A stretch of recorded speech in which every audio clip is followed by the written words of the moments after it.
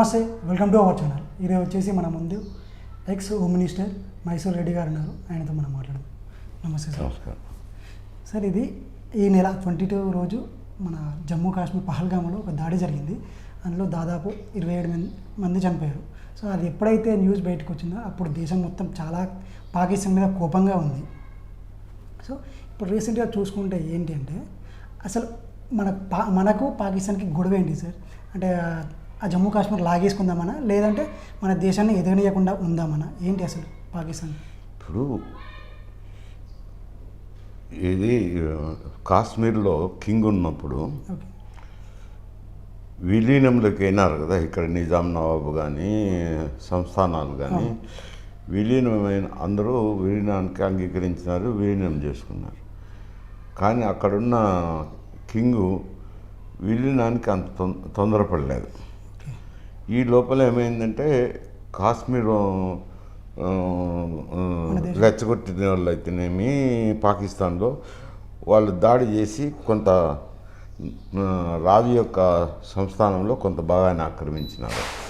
దానే పాక్ ఆక్రమిత కాశ్మీర్ అంటారు. సరే, ఇప్పుడు అది సమస్య ఏమీ లేదు, వాళ్ళ ఆధీనంలోనే ఉంది, మన కాశ్మీర్ మన ఆధీనంలో ఉంది. కానీ ఇది నిన్న జరిగిన సంఘటన ఉగ్రదాడే కాదనిలేము.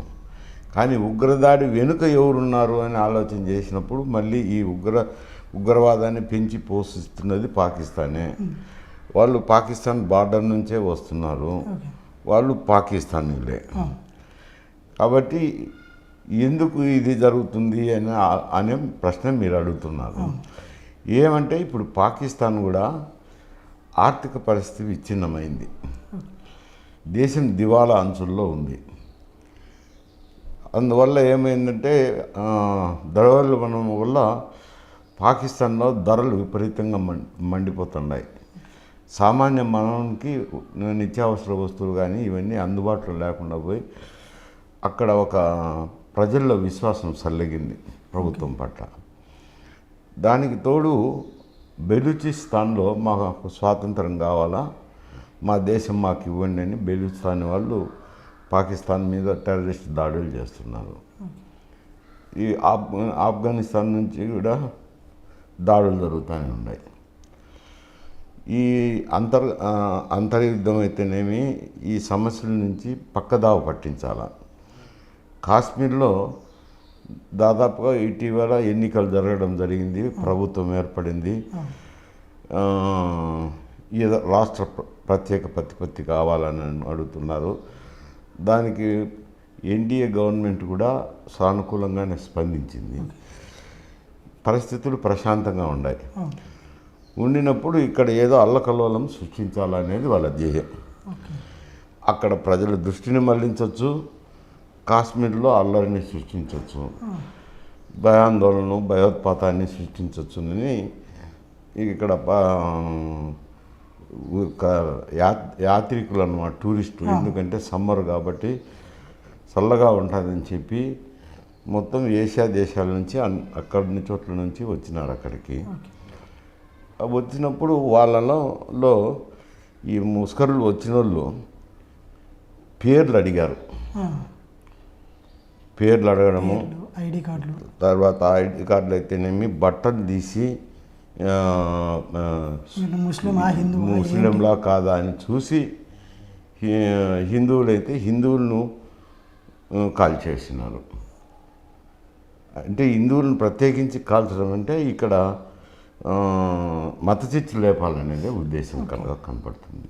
అంటే ఇంతకుముందుకు ఇట్లాంటిది ఇన్సిడెంట్ అనేది ఏర్పడలేదు కదా సార్? అంటే మామూలుగా దాడులు జరిగింది, బట్ ఇప్పుడు వచ్చేసి నువ్వు హిందువా లేకుంటే ఏ రిలీజన్ ఏంటి అని చెప్పేసి ఐడి కార్డులు చెక్ చేయడం, బట్టలు ఇప్పి చూసి కాల్ చేయడం అనేది ఇప్పటివరకు ఎప్పుడు జరగలేదు, ఇదే ఫస్ట్ టైం.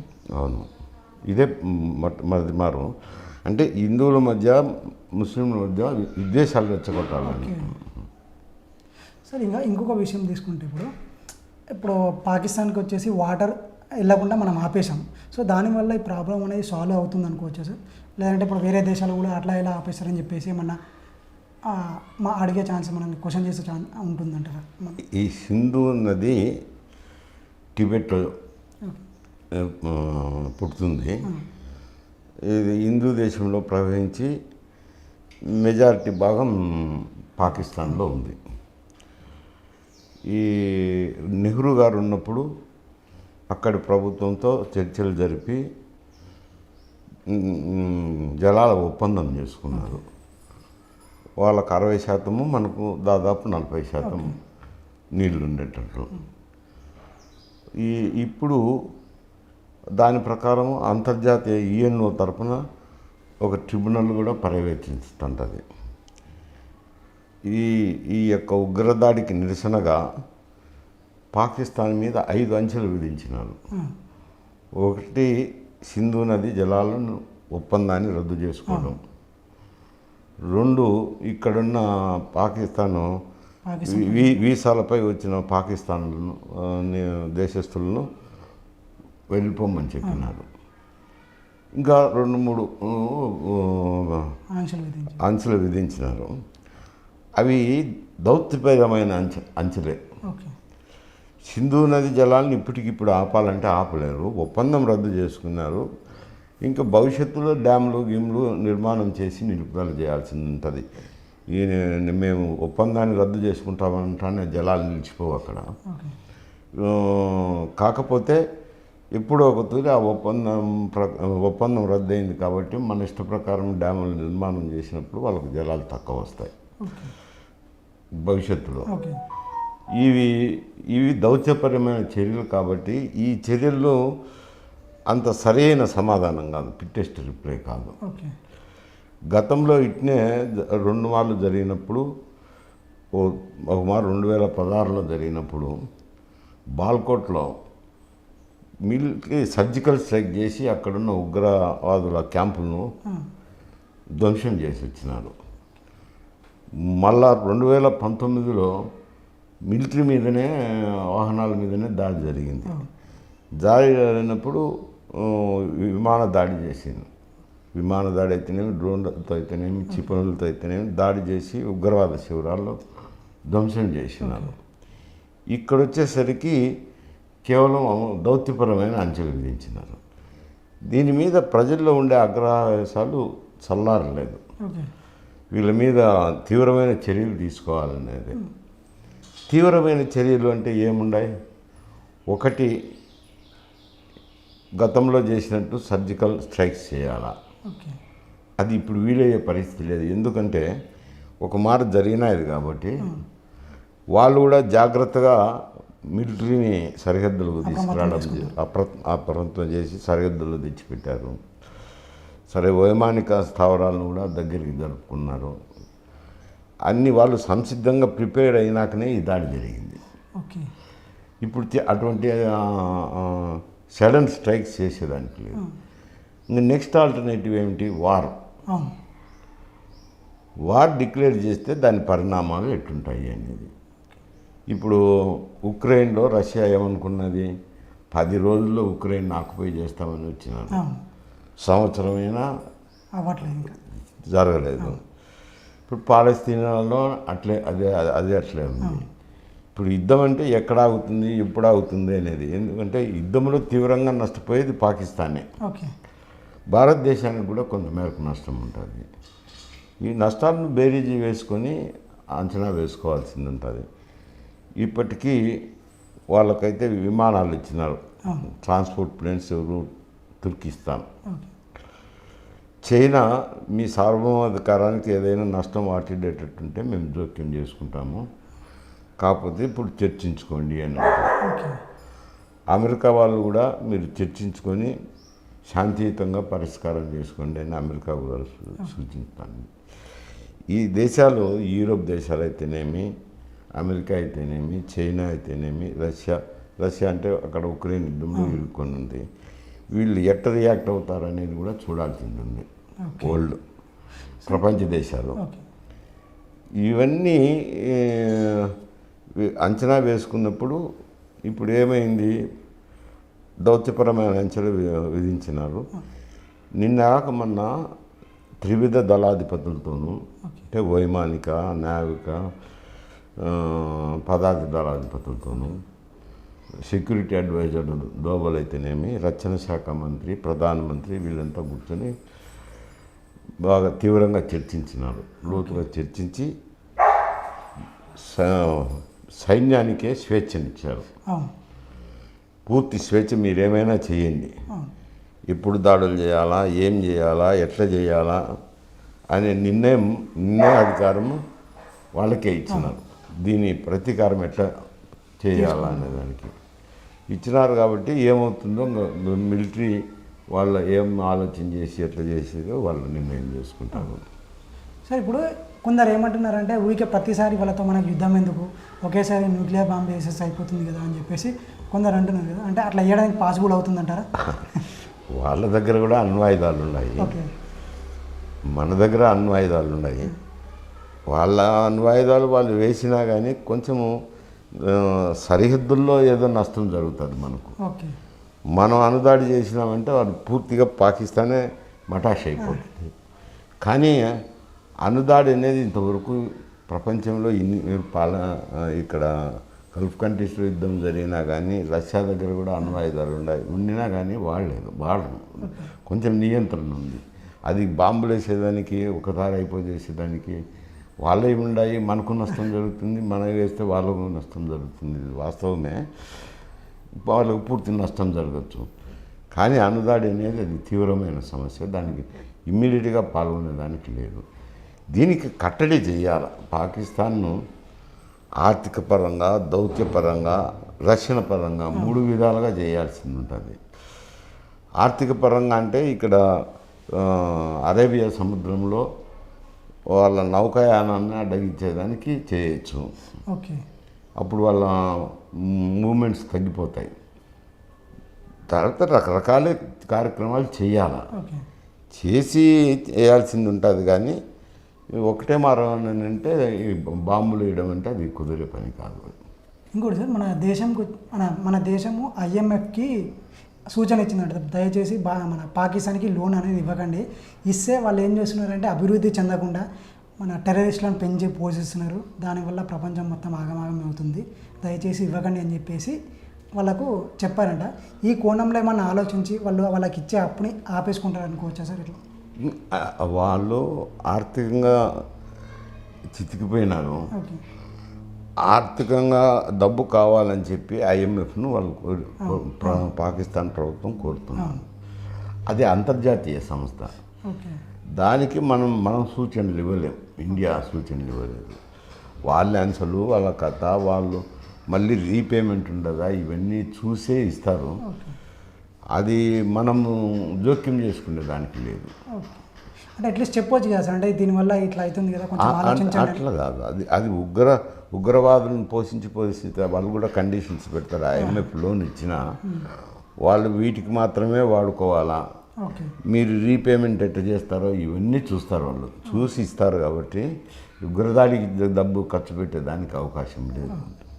సార్ ఇంకొక విషయం, ఇప్పుడు మన గగనాంతరంలో మీ యొక్క ఫ్లైట్స్ కానీ ఏవైనా సరే మా గగనాంతం మీదకి వెళ్ళకూడదు, వెళ్తే మేము పైన అటాక్ చేస్తాము అన్నట్టుగా వాళ్ళు పాకిస్తాన్ వాళ్ళు చెప్పారు కదా సార్. అంటే మనకు ఆ దారి తప్ప వేరే దారి లేదా సార్? మనకేముంది, మనం ఎటైనా రావచ్చు. వాళ్ళ గగనతలం మీద మనకు నిషేధించినప్పుడు మనకు పెద్ద సమస్య లేదు. ఏదో కొన్ని గల్ఫ్ దేశాలు పోయినట్టు కొంచెం తిరుక్కొని రావాల్సింది ఉంటుంది. గల్ఫ్ దేశాల నుంచి భారతదేశానికి, మిగతా వాటికి ఏమి ఇబ్బంది లేదు. కాకపోతే ఇప్పుడు మనాళ్ళు కూడా, భారతదేశం కూడా మన గగనతలాన్ని పాకిస్తాన్ విమానాలకు ఆంక్షలు విధించేసినారు. వాళ్ళకు చాలా కష్టం. వాళ్ళు ఏషియన్ కంట్రీస్కి ఎక్కడికి పోవాలన్నా చుట్టూరు శ్రీలంకన్నా తిరుక్కొని పోవాలి, లేదంటే చైనాకులకన్నా వెళ్ళాగా. అది చాలా దూరం అవుతుంది. ప్రయాణం ఛార్జీలు కూడా పెరుగుతాయి. వాళ్ళకే చాలా ఇబ్బంది. మనకు నష్టం కాదు, వాళ్ళకే ఎక్కువ నష్టం. మనకు కొంత నష్టమే, వాళ్ళకి ఎక్కువ నష్టం ఉంటుంది. సార్ ఇప్పుడు ఇంకొకటి, అంటే ఇప్పుడు వేరే దేశాలలో ఎట్లా ఉంటుందంటే అనుసంధానం అనేది బాగా ఉంటుంది. బట్ ఇది వచ్చేసి పక్క దేశాలు ఉన్న ప్రతి దేశంతో కూడా సంబంధాలు మంచిగా ఉంటాయి, ఒక స్నేహభావంలాగా ఉంటుంది. బట్ ఎందుకు పాకిస్తాన్ ప్రతిసారి మనతో ఈ కయ్యానికి దూరుతుంది? ఇప్పుడు పాకిస్తాన్ సమస్య కాదు. నేను రాజ్యసభ మెంబర్గా ఉన్నప్పుడు ఎక్స్టర్నల్ అఫైర్స్ కమిటీలో, కన్సల్టేటివ్ కమిటీలో నేను సభ్యుడిగా ఉన్నాను. అప్పుడు ప్రణబ్ ముఖర్జీ గారు విదేశాంగ మంత్రి. ఆ కమిటీకి ఆయనే చైర్మన్. ఆయనే చైర్మన్ అయినప్పుడు ఒక సమావేశంలో నేను అడిగాను, సార్ నాకు ఒక చిన్న సందేహము, భారతదేశం చుట్టూ అటు పాకిస్తాన్ కానీ ఇటు చైనా కానీ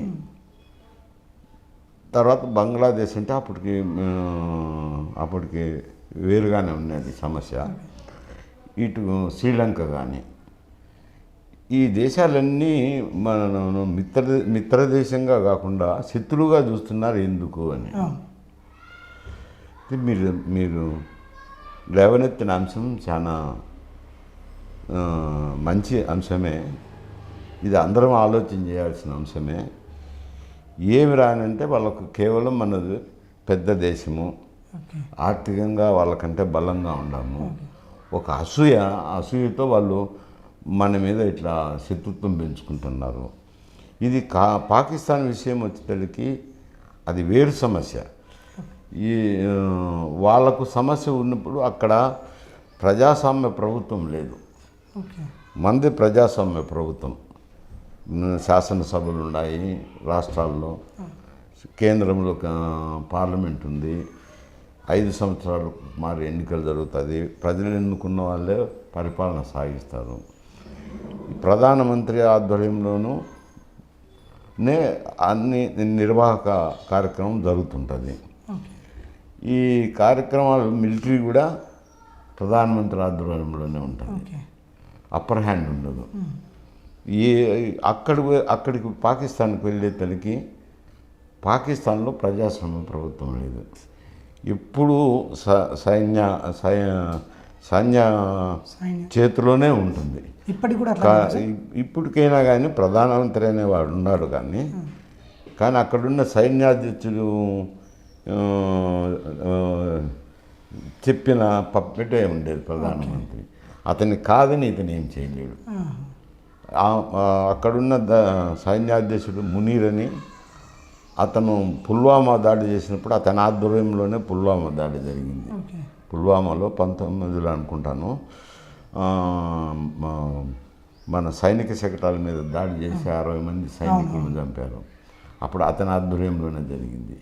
ఇప్పుడు కూడా ఈ జరిగిన సంఘటన కూడా కారకుడు అతనేనని, మునీరని సైన్యాధ్యక్షుడు కనుసన్నల్లోనే నిన్న జరిగిన సంఘటన కూడా జరిగింది. అతను భారత ద్వేషి, ఓపెన్గానే మాట్లాడుతుంటాడు భారతదేశకు వ్యతిరేకంగా. అందువల్ల వాళ్ళది అక్కడ సైనికులు సైన్య పరిపాలన కాబట్టి వాళ్ళు ఎవరితో ఒకరితో తగరారు. అట్లా ఏం ఆఫ్ఘనిస్తాన్తో బాగలేరు, బెలూచిస్తాన్లో తగరాలు ఉన్నాయి, ఇటు ఇండియాతో తగరాలు ఉన్నాయి. ఇదే మిలిటరీ రూల్ ఉన్నప్పుడు, మిలిటరీ పెత్తనం ఉన్నప్పుడు అట్లే ఉంటుంది. ప్రజాస్వామ్యబద్ధంగా పరిపాలన లేదు. ఈవెన్ మనకు గతంలో తాలూకాలని ఉన్నాయి, ఇప్పుడంటే మండలాలు ఉన్నాయి. ఆంధ్ర తెలంగాణలో మండలాలు వచ్చినాయి. తాలూకా పరిధిలో కూడా తాలూకా ఆఫీసులో కూడా ఒక మిలిటరీ ఆఫీసర్ ఉంటాడు, వాడు చెప్పినట్లే అంత తాలూకా ఆఫీసులో జరగాలి. కలెక్టరేట్లో కూడా మిలిటరీ ఆఫీసరే ఉంటాడు. అది పేరుకు ప్రజాస్వామ్యం కానీ సైనిక పరిపాలన జరుగుతుంది. అందువల్ల ఇటువంటి మన రక్షణ మంత్రి చెప్పాడు కదా, మేము ఉగ్రవాదులను పెంచి పోషించింది మేమే, ఈ స్థాయికి పెంచి గత 30 ఏళ్ళుగా ఇదే పని చేస్తున్నాము. ఇది ఎందుకు చేశాము అని అంటే అమెరికా పుణ్యమే ఇది. ఆఫ్ఘనిస్తాన్లో రష్యాపై దాడి చేయించేదానికి మాకు డబ్బులు ఇచ్చి చేయించినారు, ఇప్పుడు వాళ్ళ దేశం అంతా తిరుగుతున్నారు, అయినా ఈ దాడిలో మాకు సంబంధం లేదని ఊరికట్లా పూసుకొచ్చినాడు. అంతేగాని ఉగ్రవాదాన్ని పెంచి పోషించిందే మేమేనని రక్షణ మంత్రి చెప్తా అంటే ఇంకేముంది. ఇప్పుడు పాకిస్తాన్ మొత్తం ఒక అన్ని విధాలుగా నష్టపరిస్తే ఈ విధంగా దాడులనే చేయదు అనుకోవచ్చా సార్? అంటే ఆర్థిక పరంగా కానీ, లేదంటే ఇప్పుడు రక్షణ శాఖ అట్లా అన్ని విధాలుగా, అంటే ట్రాన్స్పోర్టు ఈ విధంగా ఇట్లా ఏ విధంగా చూసుకున్నా సరే, నీటిపారుదల ఒకటి, నీళ్ళు ఆపేశారు కదా సార్, అదొకటి ఆర్థిక పరంగా. సో ఇట్లా ఈ విధంగా నష్టపరిస్తే అలాగే ఏ విధంగా సాయం లేకుండా ఉంటే ఈ మన దేశం మీదకి అటాక్ రావడానికి ఆపేస్తారంట. వాళ్ళు ఎప్పుడైనా వాళ్ళు చేస్తారు. భారతదేశం మీదకి వాళ్ళని ఎక్కడ పోయేదానికి చైనాతో చేయలేరు. చైనా బలమైన దేశము, వాళ్ళకు మిత్ర దేశము, ఆ పక్క ఆఫ్ఘనిస్తాన్ వాళ్ళతో తట్టుకోలేరు. ఇంక ఇటు పోతే సముద్రం, మిగిలింది ఎవరు? మనమే కదా. కాబట్టి అది తప్పదు. అది తల ఉన్నంత వరకు పరిశ్రమ ఉన్నట్టు ఈ పాకిస్తాన్ సమస్య మనకి ఇప్పటికీ ఉంటుంది. కాకపోతే దాన్ని మనం వారికంటే బలంగా ఉన్నంత వరకు వాళ్ళు గప్చుగా ఉంటారు. ఓకే సార్, ఇప్పుడు పాకిస్తాన్ ఓన్లీ మన దేశంలో ఇప్పుడు పాకిస్తాన్ వచ్చేసి ఓన్లీ మన దేశానికే ఒక శత్రు దేశంగా కాకుండా ప్రపంచ దేశాలకు కూడా పాకిస్తాన్ అనేది కొంచెం శత్రు దేశంగానే ఉంది కదా సార్. అది సరే, అంటే పాకిస్తాన్ ఇతర యూరోప్ అయితేనేమి, అమెరికా అయితేనేమి, ఏమంటే పాకిస్తాన్ అమెరికా కాదని పాకిస్తాన్ ఎక్కడ పోలేదు, ఏమీ చేయలేని కూడా చేయలేదు. యూరోప్లో నందు అయితే ఏం రానంటే ఈ ఉగ్రవాదులను పెంచి పోషిస్తుంది, వీళ్ళు ప్రపంచమంతా న్యూసెన్స్ క్రియేట్ చేస్తున్నారని ప్రపంచ దేశాలకే వీళ్ళ మీద ఒక విధమైన భావన ఉంది.